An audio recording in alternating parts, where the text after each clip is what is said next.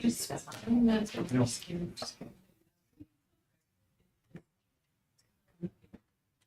Oh, okay.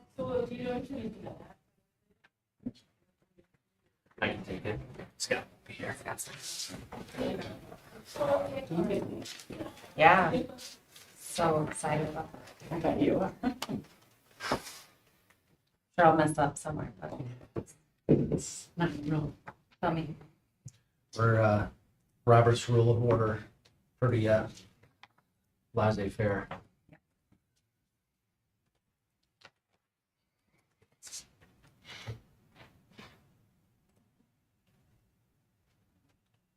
How did you guys get into biking so much? Bought bikes and decided to go for it? Yeah, I guess a couple of years ago, we started just because in the spring and fall, you get to the point where you can only sit around and Yeah. stare at each other so much, or, you want to go out. And so we started biking over there, and a Like couple of us got, motorcycle? no, or like bicycle? bicycle. These shut, doesn't matter. There's not people. Yeah, coming. you can shut that. I didn't know if you No, it was had people coming in. and out. Just Well, tell, like 39 yeah, miles? anybody wants in, just to Okay. come in. You're going into Yeah. The only thing we said about this last one was this. We think Lake Park is uphill. literally felt like it. In the wind. We are straight. Yeah, it's 5:00, so we'll call meeting to order. You want to join me and say the pledge of allegiance? Pledge allegiance to the flag of the United States of America and to the republic for which it stands, one nation, under God, indivisible, with liberty and justice for all. Jackie, you've got roll. Okay, letter C, adopt the agenda. Brent, do you have any additions or changes or Nope, everything is listed. take a motion in a second if you want to take a look at it? Make a motion to adopt the agenda. Second. All right, I have a motion in a second. If everyone's in favor, signify by saying aye. Aye. Right, D, public input. Doesn't look like there's anybody here, so I'm gonna assume no one's here to speak. E, approval of minutes of past meetings. It should be attached and should have the hearing on the top part and then the regular meeting in the secondary part.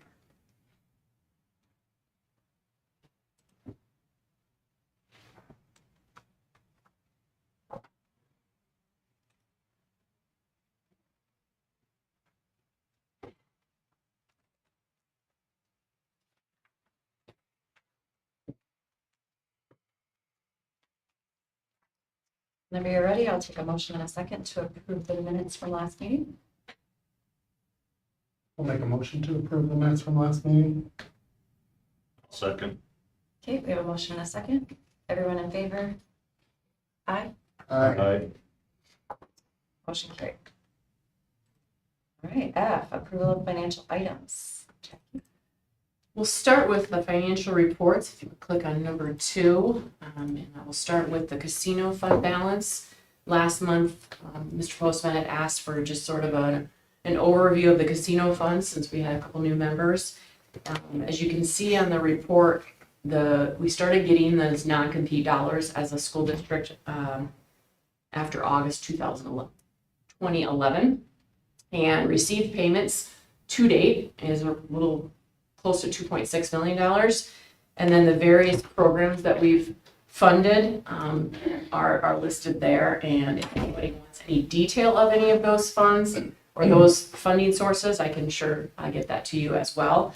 But we support the fruit and veggie program. Several years ago, the state and national program, we were actually funded a fruit and veggie program. I'm not exactly sure what it was through, but they gave us money to feed our students fruit and veggies to try and introduce them to new concepts, new tastes, new flavors, and expose the kids to healthier choices. It kind of became a good thing for our school district, and we no longer have to do all the snacks that we used to do, so we do that fruit and veggie program instead. So we decided to keep on funding it, and we do that with those casino dollars. The backpack program, we have students and families that complete an application if they would like a backpack sent home either after school and over the weekend. And so that program is funded through this. We do receive some outside donations to that as well, but the majority of it is funded through the casino program. One-to-one laptop initiative, some of it over the years has been funded through casino dollars. A lot of it's been funded through our PEPAL program.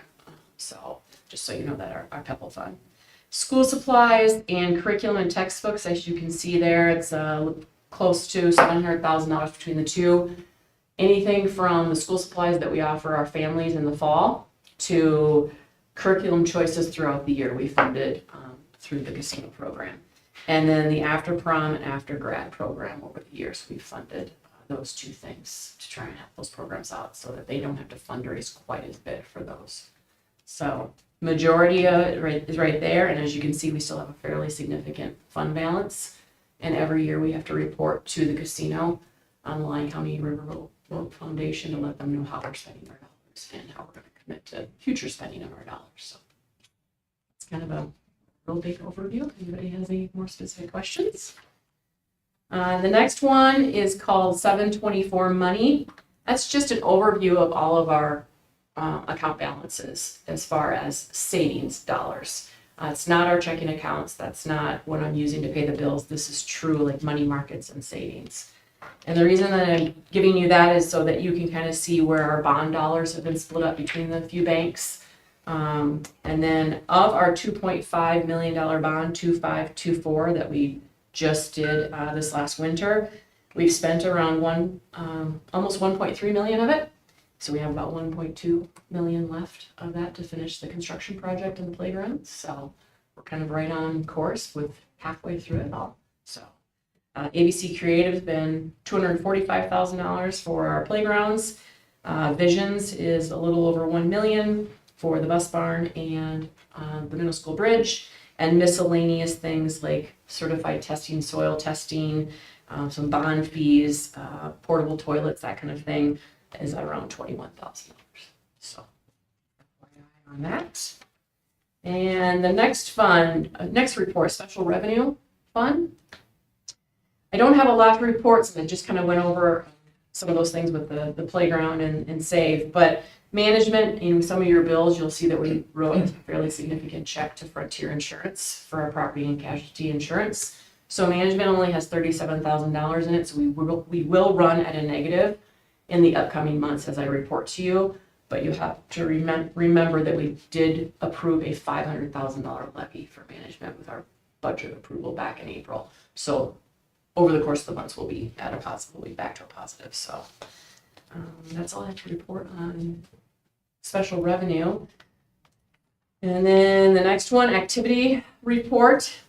As you can see, student construction has a $42,000 balance, so I'm not quite sure what the next project is, but we do have a $42,000 balance to start with, which is nice. And then in split funding on the right-hand side, you can see $228,000 as an expense. That was what was submitted to HSA Bank for HSA funding for our employees who choose that option. That does not include any new staff here starting in September. And Did you have more then people choose that option this year? Or no? how many? Did you have more than last year? Yeah, I did. Yep, I did have. I actually had a few that went back to a different Oh, plan did you? and then Okay. came to it. So it kind of depends on their Situation. There's a situation. Yep. And then next one is the fiscal year 24 annual treasurer's report. So it's just a recap of the year that we're ending. The revenues, we are down. We'll have a few more revenues in August. We're going to be down right around $170,000 in revenues. In expenditures, we had a non-public claim that came in here. I got the funding and now we have to pay out those claims as part of our expenses. So expenditures are going to be down around $9,000. I don't foresee anything more coming in because we're already into August for June 30th. But just so you're aware that we are down a little bit in expenditures too, so that's okay. And our cash is up $278,000. So even though our revenues necessarily are down, our cash balance is still fairly significant, so that's why it's remaining up, but not as far up as it's been in the past. So, and again, we aren't levying for cash at this time. Next report is the annual treasurer's report for the current year. And this is really don't have anything to report here. Just kind of review that in your revenues on the top, on the left-hand side, the income, the only revenue we really have is a little bit of local and a little bit of state revenues. There's just really nothing else coming in during the middle of the summer for your federal and your state aid. And then in your expenditures, the reason that salaries and benefits are significantly lower is because everything for your contracted employees is accrued back to June for July and August. So that's why they're not reported here, but they would have been reported in the previous report. So the only people reported on that left side in those are your 12-month staff, like your administrative, your leadership team, and your custodians. And that's all I have to report for financial reports, unless there's specific questions. And then the last is your summary list of bills. There is 10 pages of bills, so it was pretty significant. So I did send out a last minute update this afternoon if anybody has any questions on any of the bills. When I talk about a non-public claim, so basically all the schools in have our district students submit a claim to us for flow-through dollars to help bus their students. We choose not to bus those students. They can either contract for services or we can do parent reimbursement. So I submit a claim to the state turns around and pays me, then I have to pay those non-public schools in our district or who have our district students. So they might not be in our district, like Hall Christian, for instance, is not in our district, but we have students going to it. So you'll see those bills in there, and it's $47,901. I submitted a claim for $56,000, only paid me $47,000. I don't know where it was, but I saw that Courtney Smith got paid some money for work at the ball field. Is he actually an employee up there, or how does No. that work? He must have done something that maybe through Kiwanis or the city. And then we'll, at the end of the year, share that cost with the city. Okay, I was wondering, because Yep. obviously the city owns the ball field, and I didn't know if Yep. it was an agreement that Yep. we have to pay to upkeep it, but they own the ball field, or how exactly? It's basically the concession stand. I think he did some improvements to the concession stand. And so then in the spring, we account for all those expenses and the city reimburses us 50/50. Okay. Yep. Does Kiwanis pay to? So that's just something that they do. It's always been a part of the agreement that when they wrote that 28E between the city and the school, that Kiwanis would run the concession stand, and that's essentially their fundraiser. Yep. I'm not trying to kick them out, I was just wondering how that worked. No, good question. So the city does own all of that, and then we insure things and we take care of all the maintenance of all the things, and then as part of the meeting that they do every spring, we split those expenses. Pretty sure it's not his time, it's the supplies that he bought. Yeah, I saw it, and I knew. Yep. We had gone to a baseball game, and he was in there. Yep. Selling hot dogs, and so Yep. I thought maybe that was it, and I just wondered how that worked with the city actually owning the property, right. but. And then there was a couple more expenses, I don't know if you saw it, to Kiwanis itself for concession stand So like supplies. we For we umpires. reimburse Kiwanis for pop and a hot dog for the umpires and stuff like that. Just like during the basketball season or football season, we give them stuff if it's just here. And then I think Mr. Bresky bought some leftover Gatorade. They can't use it anymore, but we sure can. So. And what was the competition travel reimbursement? What do you remember what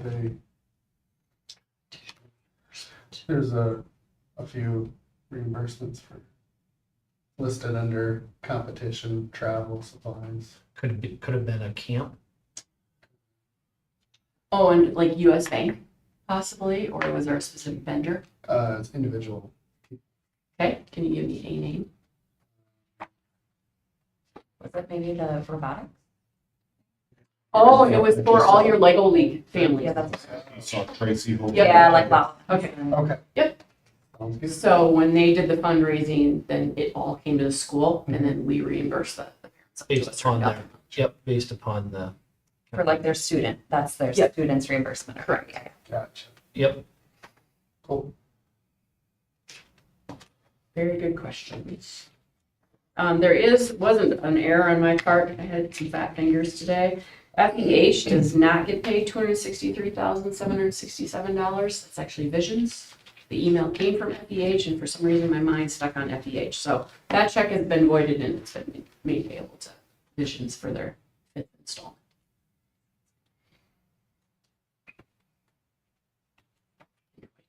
Catch that or not, but.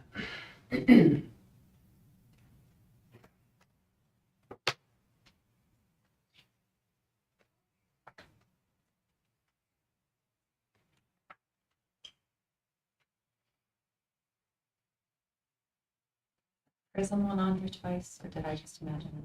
Prism, it's split between 2 funds. That's why. I was like, I saw it at the end, but I think I already saw it. so- Right. Okay, that's We why. bought whatever this big piece of A laser. equipment is, Yeah. yes, and part of it's being paid out of the general Sounds fund, because it'll be a I haven't looked at the amounts, but reimbursement, and part will be paid out of equipment. Very good. Yep. Okay. So, no, you're right, exactly right. Nobody has any questions. A motion to approve the financial items as presented. I'll make a motion to approve the financial items as listed. Second.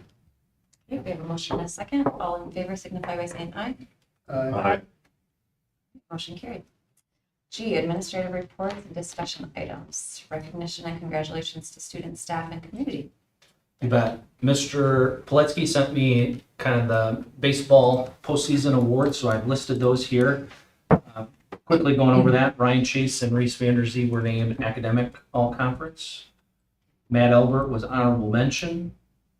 And then Sam Christensen was first team all-conference for baseball, as well as all Northwest Iowa review, and then the Northwest Iowa district first team. And then Matt Deeren, similar honors, first team all conference, all Northwest Iowa district, and then he was also named second team all state for Class 2A. So congratulations to all those players, Coach Poletsky for his work with the team. And then a couple weeks ago, Addie Ditzworth competed at the National NASA Space Settlement, International Space Settlement Design competition in Florida. And then Lillian Jorth and Aiden Allen went down and actually worked for the organization that puts that on, InSim. And so they interviewed over 60 different people involved with putting the competition on. So those 2 students will, over the course of the year, post to that InSim social media. So Twitter, Facebook, Instagram. Mr. Allen, because of his connection with going to NASA, this competition over the years, bent some ears and said we need to do a better job of promoting what the kids are doing. And so he took his son and my daughter, and they went down and did those interviews. They'll be working over the course of the year. So in addition, Lenny Ditzworth went and was a chaperone, and she was awarded the outstanding mentor of all the different chaperones from across the entire world. So kudos to Lenny for making time to do that, and number 2 for getting involved. So appreciate Mr. Allen for kind of supervising that experience for the kids, and Lenny for going with. Do you have anything else, Mr. Engelman, you wanted to add for recognition? No. Otherwise, moving on, my report, kind of facilities update. Jackie kind of gave you the financial updates. Playgrounds, both the elementary playground out here to the west of the building and the preschool playground, they're entirely done. We're just waiting for some grass to grow in on that preschool playground. But excited to have both of those projects done and ready for the kids here in a couple weeks.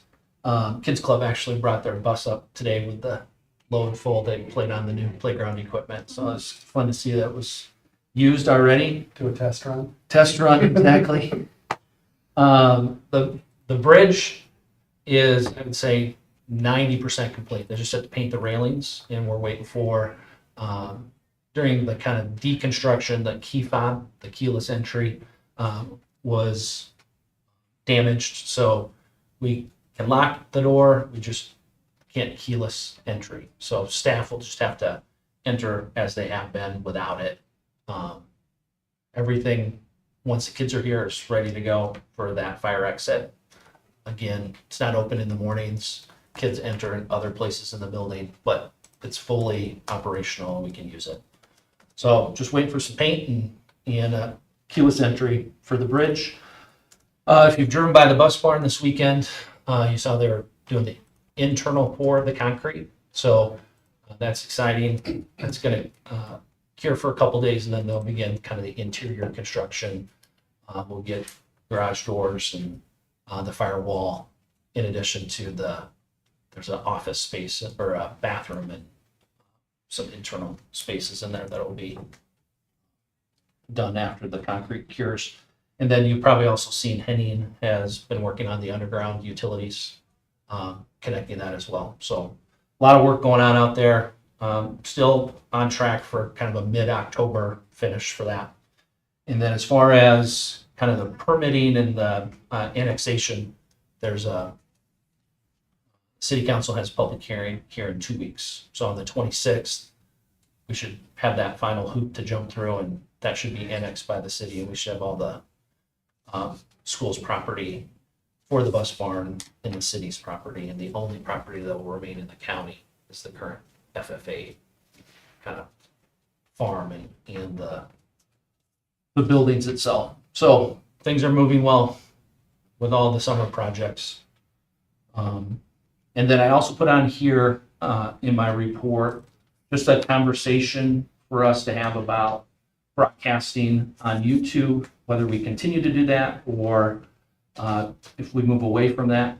I've talked to a couple different board members in regards to this, and I just wanted to maybe give you guys an opportunity to just discuss it. And then we don't need formal action on whether we broadcast. Our meetings are always open to the public. Anybody's welcome to come. Very rarely do we have closed sessions, but every meeting that we have is open. We've just broadcasted since COVID, and we've continued that practice. But if there's any questions or any comments anybody wants to make, I'll just open it up for discussion. Yeah, I would say then there's not really any other schools around. Nobody in the conference except for us is broadcasting or live streaming their board meetings. Some, like I said, did temporarily during COVID, but everybody's kind of returned to just a regular meeting without the broadcasting. I think from my aspect, I think going away from it is probably important at this point in time, because I think in this meeting, there's a lot of decisions made. People know when meetings are, they're invited here openly. I think sometimes people will kind of sit on their hands and not say everything that they want to say at the time in this room, because they don't know who's all out there watching, and they don't want to offend people in this community, because we're a small community.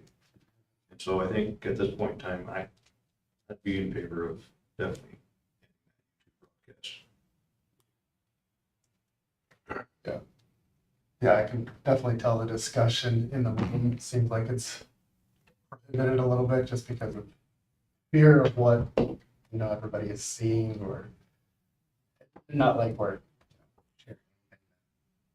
it's an okay for everybody to hear, but, when everybody's watching, you kind of hesitate to make any type of comment. Well, my feeling is on that, back on that, is that when you broadcast it, it's out there. Yeah. People can go back a week from now, 2 weeks from now, and then they can dissect, pick it apart, and try to figure out a way to twist it continuously to try to make you sound like you had ill intent. And I don't like to have that put on me that I'm here for ill intent reasons. I'm here for good reasons, so I prefer to keep that discussion in this meeting. And I'm okay with people seeing it, but I think if we get into a topic that might be sensitive in nature, I think we're gonna get a lot of people with opinions. And I think it'd be a little bit more constructive if we had the people that had concerns here so we could have, an open discussion instead of just getting opinions from a lot of different people, so.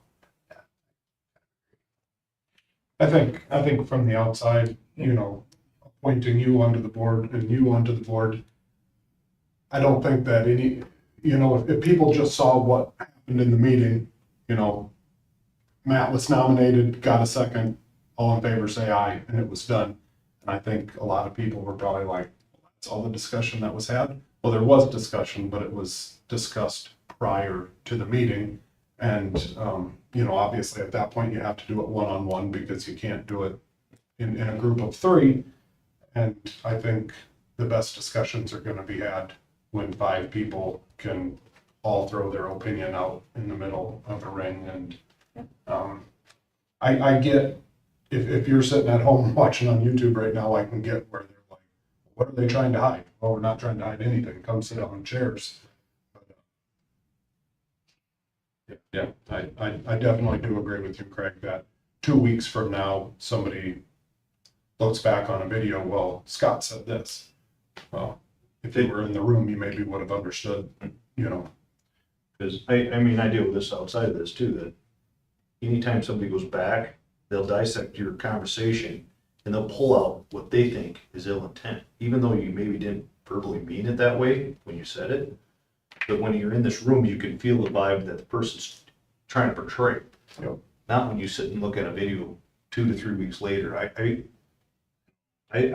guess if we need to make a motion on this, I would make a motion to end this YouTube broadcasting. Yeah, and again, I don't believe we need a motion. Ultimately, it was a convenience thing that we did. it was the right thing to do for sure. Yep. For 2020. Yep. But we don't need to take formal action on this. This is just feel like there's consensus here. So starting next month, we'll just kind of return to our regular meetings without broadcasting. And I'll reiterate that meetings continue to be open. We welcome folks to attend. Jackie takes minutes. We publish those minutes in the paper. They're available on the website and on Assembly. So echoing what you guys have to say, we maintain the transparency, just hoping for maybe a little bit more dialogue in the room on the nights of the meetings. Okay. And you'll make some type of, I assume you'll let staff know that they'll no longer be Yep. broadcast or something. I imagine. Jason, I didn't have you on here for administrative reports, but did you want to add anything as we kind of get back to school? Anything you wanted to highlight before your newsletter goes out for back to school information? No, not necessarily. I was gonna hear more from the handbook edits if there's any questions with that, but kind of standard process with registration day, obviously here with new staff tomorrow, and then welcome back night. My biggest thing with welcome back is I do host kind of an introductory meeting with students and their parents, for those sub parents coming in the building, just some need to know, kind of get them off the right start. But other than that, looking forward to the school year and having staff back in the building. We haven't had any board committee meetings since July, so unless anybody else wants to add anything or has a question about back to school, I think we can move on. All right, there is no old business, it looks like, so we're gonna skip to I, new business. Consider mission, values, vision, values, and goals for 24-25. You bet. So a few years ago, we revised our mission. So each year in August, I just kind of like to bring this back and put it in front of everybody. I know we have a couple new board members. I reviewed this kind of during your guys' orientation. But the mission, vision, values, and then the district goals are listed there at the bottom. Again, working with the School Board Association, I know we talked during my evaluation about maybe getting somebody back from the School Board Association, and just with the new members that have joined, kind of going back through those district goals and having maybe a work session in the future and if we want to make revisions at that time. But if there's any conversation or discussion that people want to have at this time, we're going to open it up to that. Otherwise, I'm just looking for kind of an approval of these goals for the 24-25 school year.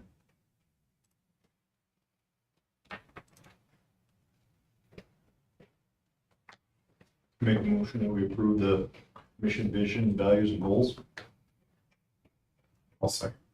We have a motion and a second. All in favor signify by saying aye. Motion carried. All right, number 2, consider student handbook for 24-25. Yeah, so I gave you the actual copy of the student handbook updates. I know Mr. Engelman's here to answer any questions that you might have. But then in the kind of the details section, you can see there's really 5 sections where we've updated the language. So kind of student code of conduct. 2 of you were here in January when we updated the student handbook kind of mid-year. So those sections, page 34 to 39, really are administrative or were legislative updates that we were kind of mandated to adopt.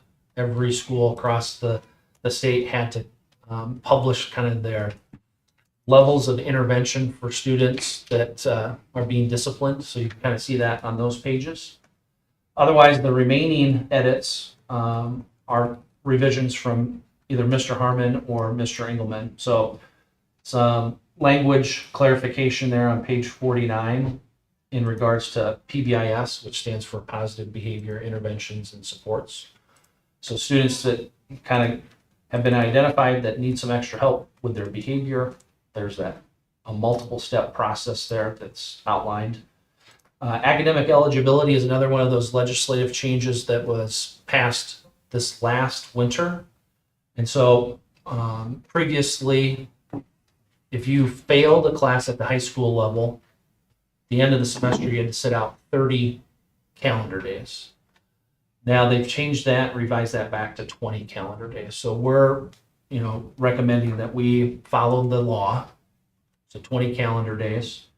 So again, if you're fail a first semester class and you're playing basketball or wrestling or cheerleading, you're going to have to miss time in December and January. If you fail a second semester class, probably going to miss time during softball or baseball in the summer. If you don't play some of those sports, it follows you to the next activity that you're involved with.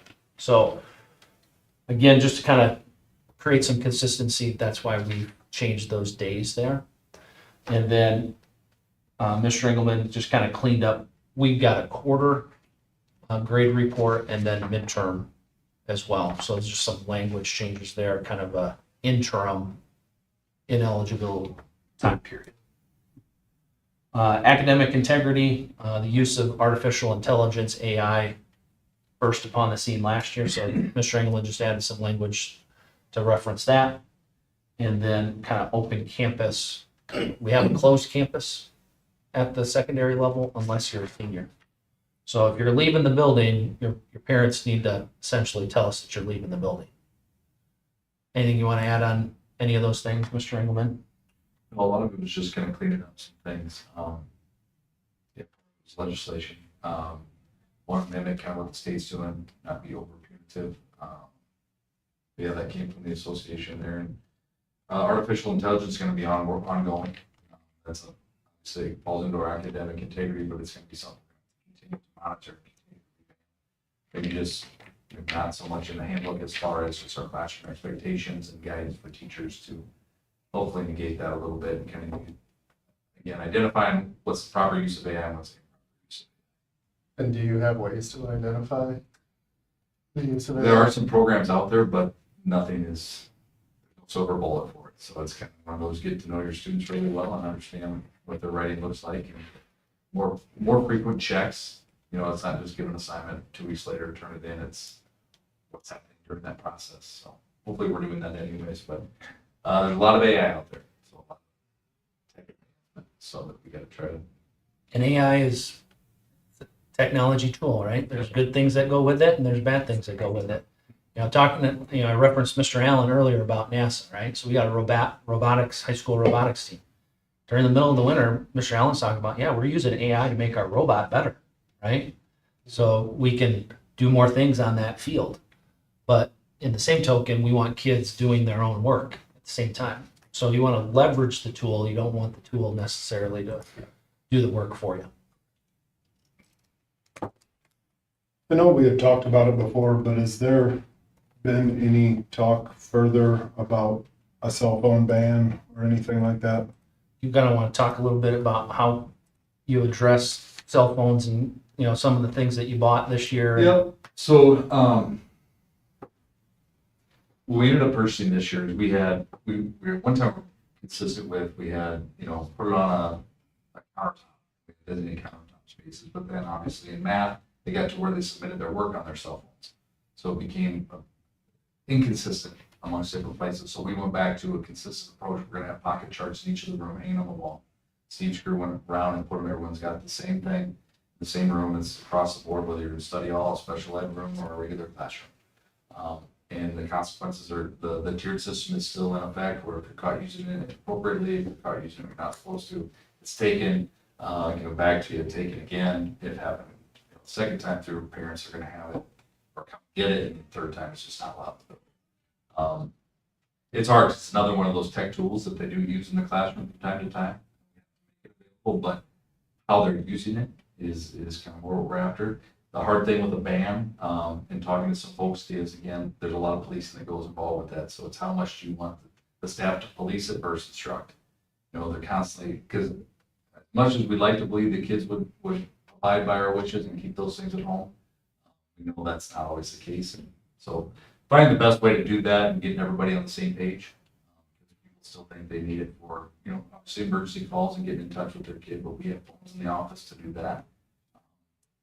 So yeah, there's always talks about it. It's just what's the practicality of it and how do we get everybody on board? So we'll take small measures to get there. But, we want to, those things, like I say in my 7th grade meeting, they need to be more tools and less companion for these kids and less distracting.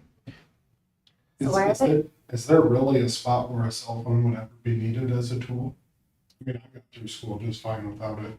Again, sometimes the online work completion where they have to take a photo and submit it, like in math, a lot of times, so many of our things are digitalized now. Instead of going to the copy or scanner to scan them all in and having kids leave the room, a lot of times they can just take a picture and upload it. There's different assignments where they'll use, I mean, whether it's Mr. Allen or somebody, take a video of a project or a simulation, upload that. So there are times when you can use it. Now, we probably could go a different route with that and find another tool. So our kids are having those things, and they get, obviously now with sports, things are constantly getting reminders and things when adjustments to practices are being made. Yeah, I mean, there are times, but we could definitely get by with it. So I talked to Amy and Scott about this. You know, this conversation is happening across the Siouxland Conference, across the state, across the country. And so, you know, as far as the policies, and if the board wants to go down a route where we essentially say no to cell phone use, I think that's someplace we can go. But I think maybe a good thing for Mr. Engelman and Mr. Harmon to do is maybe monitor the interruptions and the number of referrals they receive for cell phone use and gather some feedback. And if you guys want to hear from teachers about how they're using cell phones or if it is a distraction, I think that's a conversation we can have going forward.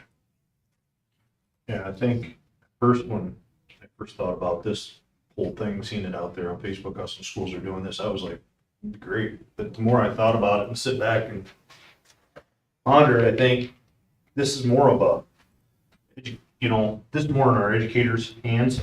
And I think unless there's a problem that we're getting presented with a problem from our teachers in faculty or something, I don't know that I'm so quick to want to make a fast decision on it unless I'm getting a lot of feedback, negative feedback from them about it. I think what I've talked to my kid is that it's an actual tool. They use it quite a bit for schoolwork and they do a lot of good with them. So, and I think in the real world, we all use them for work. So I think part of me is like, you got to train them to use them properly and try to, and I think that's part of this here. So I don't know, taking away, I'm not so quick to jump. Well, I think I would echo what you're saying there, Craig, is we've done that before, we've taken it away, and it seems like the problem gets worse. Because then they have an itch to use it, and they're still using, the crux of it is they've been using it inappropriately. Or if it's more, or we can monitor it and kind of teach them the expectations of those devices, then we have less problems. So taking it away, we did that at middle school level at one time, we took it away and we had more issues with it. Brought it back and said, this is how you will use them, this is the acceptable use. We know you have them, but we want to show you how to use them appropriately. That seemed to go better. And I don't want to make this a full-time job for the teaching staff to actually have to monitor and babysit, deal with, but I think if you use them as a tool and they have them in their hands while they're working, it's probably easier to monitor and deal with than if they're supposed to have them tucked away or something like that, because then kids are sneaky. I mean, they'll sneak things out of anywhere. I mean, I remember when I was in school, we didn't have cell phones, we snuck notes around real easy around the room, so. My concern maybe isn't even necessarily like that they're using it inappropriately, it's maybe more the distraction that it is, because if you have your phone sitting by you and anytime you hear a buzz or a ding or whatever, I mean, obviously social media, or you get sports reminders, or you get anything, I feel like it's a distraction from what you're doing. I mean, I have the same thing at work. I feel like probably a lot of us do. Like anytime you have a notification, you feel the need to look at it or check what picture was posted on Facebook or whatever it is. Like, so I don't know, maybe that's more of my concern than them cheating with them or something. Yeah, I don't think there's so much picking with cheating, it's what they're being deprived of by having those devices in a setting that they need to be focused. Yeah. And at their best. And that's whether you're in the workforce, it's your group, I mean, adults as much as kids. Right. Yeah, if I'm having a conversation, something that goes off in my pocket, I'm instantly distracted. And that's just I how, feel like it's just more of that's an how those things are built, so that's, attention distractor, yeah. yeah, so we're getting into the psychology of it a little bit, but. Yeah. I just think it, you guys want to learn more about it. Let's let the principals kind of gather that information. If you want to hear from teachers, let's have that ongoing conversation. And if we feel like we need to tighten the belt on that, then let's put those practices and policies in place. I see rave reviews about it on Facebook, I don't remember what school out in South Dakota just did a cell phone ban and it got shared 1 million times on Facebook and everyone, oh, I wish Central Line would do this. Well, there might have been just as many people that didn't want that. I mean, I'm guilty. I've texted my kids while they've been in school and I fully expect a text back, but, I mean, I think we're all guilty of that. yeah, but I don't know. I think I guess maybe I'm just too old school, but I think it's wild that it is allowed, I guess. Just my opinion. Yeah, I'm not crazy about the use of them, but I mean, the principals, and if they're feeling like it's manageable now, then great. I just keep us updated. If it starts to become a problem, then let's go down that path. Yep. All right, so back where we started. Student handbook. Anyone else have any questions or comments? If not, I'll take a motion in a second to approve the student handbook. I'll make a motion to approve the 24-25 student handbook. I'll second. Okay, we have a motion in a second. All in favor signify by saying aye. Aye. Motion carried. All right, number 3, consider staff handbook for 2024-2025. You bet. And both of these are in relation to conversations we had during negotiations with the association. So if you got anything to add, if I miss anything, Scott, you just let me know. Added some 2 sentences in regards to activity bus and bus driving to the employee handbook. We did not add that to changes in the master contract, but during the conversation, we want to make sure everybody that drives a bus or the activity bus gets paid for that. Hadn't been an issue, but that makes the staff feel more comfortable that we have language to that. It's now included in the handbook. And then if you recall, we updated personal leave. So staff have 3 personal days. So the same language that we negotiated in the master contract is also reflected in the employee handbook. Those are the only changes to the employee handbook from last year. And if staff take days like unpaid, who tracks that? Like not personal days, like just you track that? Okay. Track all leave. Okay, They have to turn in a request sure. that is approved by Mr. Jordan. Yep.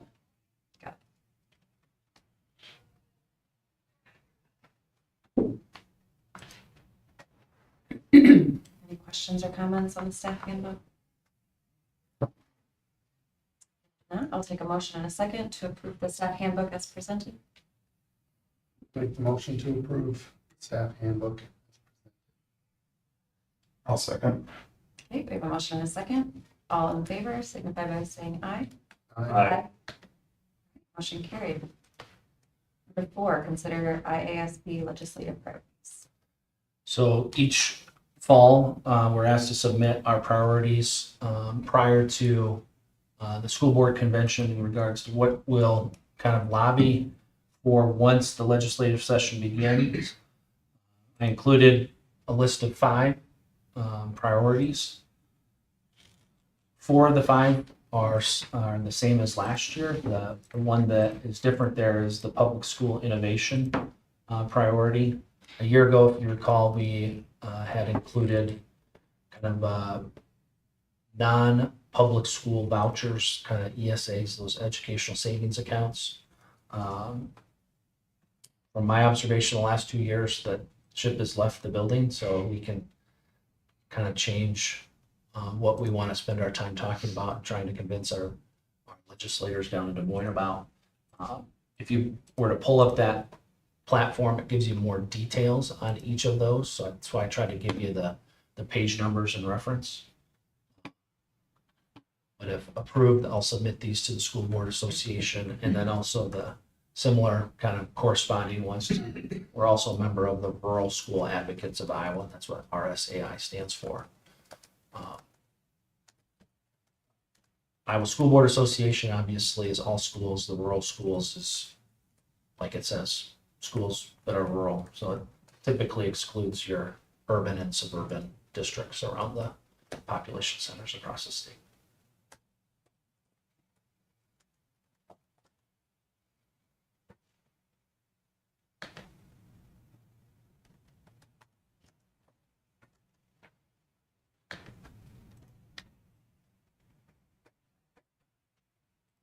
Anyone have any questions or comments on this?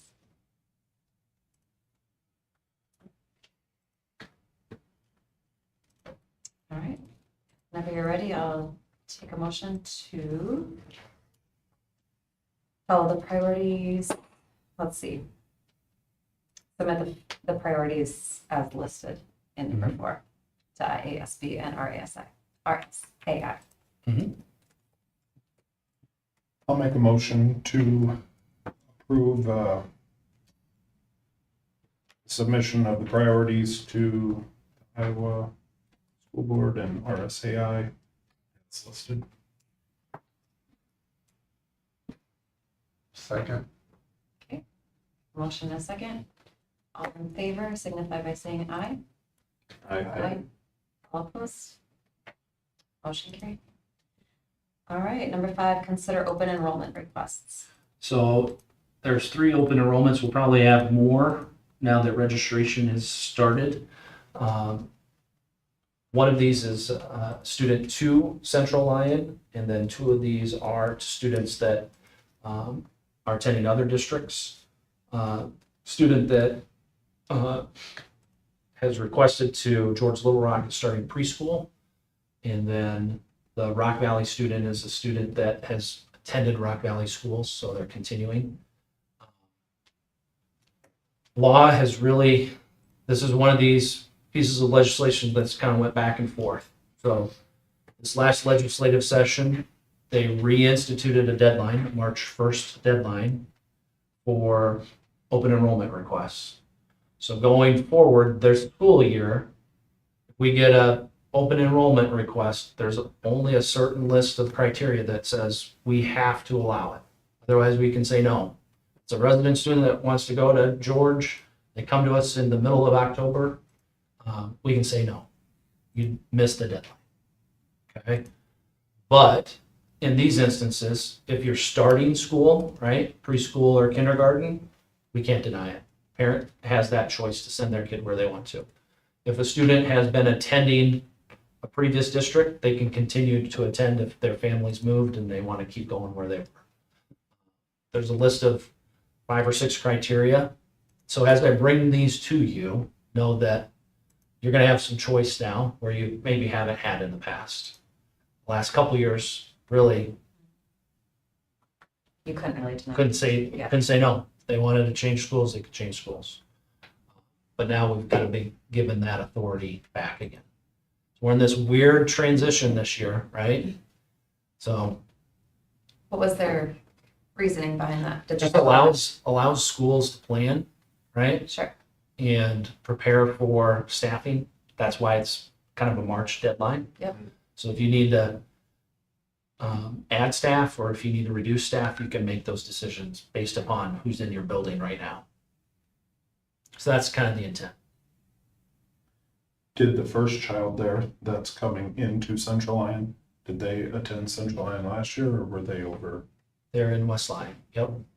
So I had a sibling that came in the middle of the year, in that one of those situations. So in that situation, if that were to happen this year, West Lyon could say yes, as the resident district, we have no problem with that. Or they could say, no, you missed the deadline. You're gonna stay until the next school year. We'll take your application. We can't say no if you wanna go next year, but for this year, you've gotta stay. So it'll be interesting to see how that kind of plays itself out. Just because I don't know the numbers, do we see a lot of kids opening and rolling out or into our school district from other school districts? I just never paid attention to that. Yep, so we have a negative open enrollment out to Rock Valley. So we got June families. So there's more kids going to Rock Valley than coming into Central Lyon from Rock Valley. 38 of them. And then we have a positive from George Little Rock. So we have more kids coming to us from George Little Rock. We're a little bit positive to West Lyon. So we have 2 going to Georgia Little Rock, and we have 23 coming from Georgia Little Rock. Boyden Hall, we have 3 coming from Boyden Hall and 10 going to Boyden Hall. And then West Lyon, we have 20 coming, and we have 7 going. So we're at 46 coming in and 60 going out, and that difference is Rock Valley. And I guess And it from a used to be- geographic location, I can understand the Dune people going to Rock Valley because of location. Too. Mhm. It's just here in the Hull, in the George Little Rock ones, it's just a little bit, wow. And again, it's probably So- location, or it's probably where they work, Families. families, Yeah. those kinds of things. So Just an interesting number to me. it's gone down significantly. When I first started, it was close to 100. That we're going out, you're saying? Mhm. Okay. And we had very little coming in, and Sure. now it's going to be, Okay. it depends on where mom and dad graduated from too. So in October, we call it count day. So we have certified enrollment in October. So we'll report back to you exactly where we're at. Open enrollment, number of kids, all that stuff. You'll get a more detailed report. And that's essentially how we're funding the following school year. It's based upon certified enrollment. And then we take into account all those open enrollments. There could be tuition in, tuition out for non-public, things like that. We do have several students that go to this non-public, which we actually don't count. It's kind of an odd scenario. It's not counted against us. It's not counted for us. So that's a little bit different too. And then virtual academy is another. We have 6 students that attend virtual academy. So depends how much, how little. Some Did you have students quite are. a few new families today for registration or not? Maybe you don't know. It's been pretty slow down here, Okay. but the elementary office is Okay. usually where we'd see most of those Sure. And I imagine with the displacement of families right now, through the Yeah. flooding and stuff, we're gonna see probably some fluctuation in those numbers. Both in and out, depending on where people can find housing. You do have, like, if a Rock Valley family would come live here. Yep. They do have, they They do don't have, have to, but they're willing to come and bus over here to get those you know, children, correct? if they're a Rock Valley family, I'm guessing they're gonna continue to attend in Rock Valley. Right. We would want them to register in both places, and we would work something out with Rock Valley about how we're gonna take care of the finances. To date, we haven't had any of those families do that. So, back to what you're kind of originally talking about, we haven't seen that yet. Again, our registration's just starting, Rock Valley's not starting until after Labor Day, so we might start to see a little bit of that now that we've begun that process, but.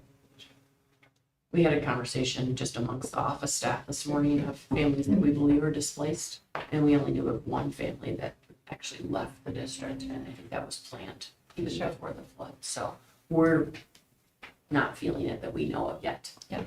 But whether or not anyone from Yeah. other districts. Family or- Just an interesting information. Yep. All right, if no other questions, I'll take a motion to recommend the open enrollments to be approved. I so moved to approve the open enrollment request. Second. Okay, we have a motion and a second. All in favor, say aye. All opposed? Motion carried. All right, number 6, consider annual policy review. So a ton of policies to review here. Again, these are just review, right? So we review them every year. If you read the kind of registration newsletter, you'll see we publish these to our families. These are kind of the annual policies. We want to make sure that everybody understands, just like we have in the student handbook or the faculty handbook. So no changes here. There's just a review of the policies that are currently in place. Next month, we'll start our traditional policy review where there'll be some that don't change at all, some where we've got some updates. And then when we do have updates, bring them back for a second reading. So we've got 2 months to kind of review and ask I questions. feel like I've heard quite a bit about well, it'd be policy 711, the student conduct on school transportation. I've heard a lot about bus issues the last year. Do you feel like that's been a issue? I specifically hear about it on the Dune bus, but Doing buses. I've heard about it from several parents, but I don't know if it's being enforced or if it needs to be just. Yep, I tell those, if you get phone calls from parents with concerns about what's going on the bus, have them call Jason or Steve. Because I know Jason's disciplined students that Sure. ride on the Dune bus route and other bus routes. So we do have an adult that rides the bus in the afternoons in addition to the bus driver. So Yep. we've taken steps. Okay. So just like you get any calls from any parents, obviously you're going to listen and take their concern to heart. I just ask you to kind of redirect them back to the people that can help address that situation most directly. And I think some have. I'm not I don't think they were just coming to me. I Yep. just heard about issues. So, anyone have questions on the policies? Okay, if not, I'll take a motion to approve the policies that's presented. Even though they're just for review, we have to approve. Oh, do you not need action on it? Yeah, we do. Okay. Yep. Okay. Yep. Because then I can update the date on all those. Because there's inevitably some of those policies I'm gonna have to submit back to the state for reports that we do during the year. And I need to have the 2024 date on there. I'll make the motion to approve the recommendations to the policies. Okay, we have a motion and a second. All in favor, say aye. All opposed? Motion carried. All right, number 7, personnel. Yeah, Annie McMahon is gonna support Mr. Langholt kind of with some middle school band lessons. She's able to help us out 3 days a week. And so I know Mr. Engelman and Mr. Langhold sat down with Annie and kind of went through the interview process, and glad to have her help going forward. And as just an update, our plan is Mr. Langhold's going to be the director. Obviously, he's been our high school director, but he'll have a 5th grade band period, a 6th grade band period, and a 7th and 8th grade band period. So, 3 periods of the day where he won't be able to do lessons with the high school kids and the middle school kids. They've always split those depending upon the instrument that they played. But happy to have Annie's willingness to support him, and then Mrs. Langhold's also going to help with lessons this year too. Sweet. There's not been any interest in the position. Yeah, now that I had recently. Shoot.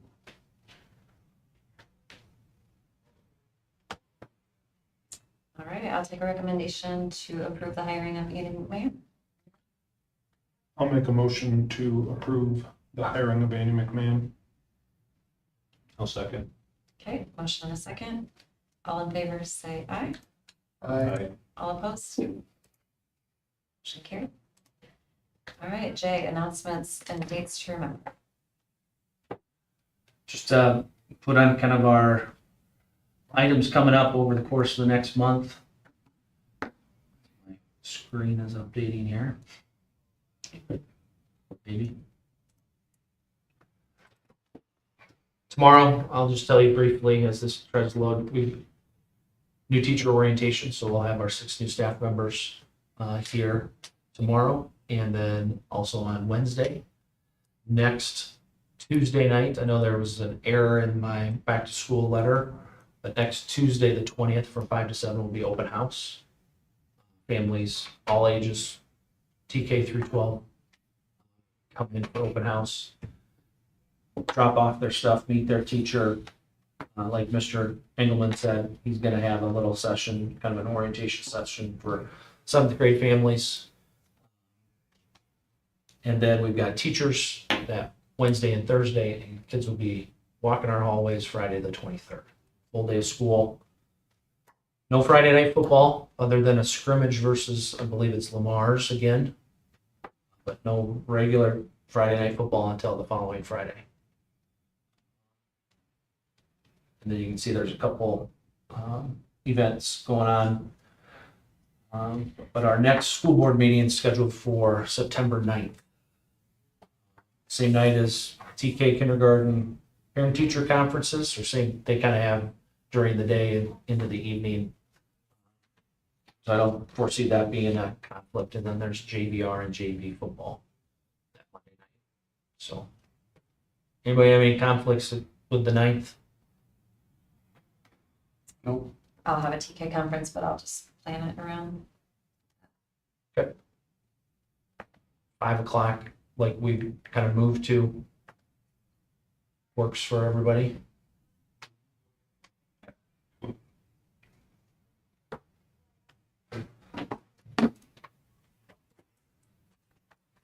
Bill review.